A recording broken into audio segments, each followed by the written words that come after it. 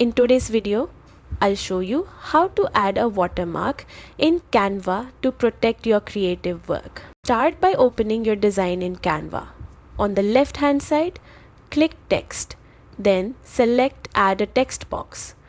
This creates a blank layer where you can type your watermark, like your name, brand, or a copyright symbol. Next, adjust the size and position of your text to fit your image without overpowering it. Then, focus on making it subtle yet visible. Click the transparency icon on the top toolbar and use the slider to reduce opacity. A good rule of thumb is to keep it noticeable but not distracting. Experiment with placement and transparency until it looks just right. And that's it. Your watermark is now on your design, giving it a professional touch while protecting your work. Thanks for watching. Don't forget to like, comment, and subscribe for more Canva tips.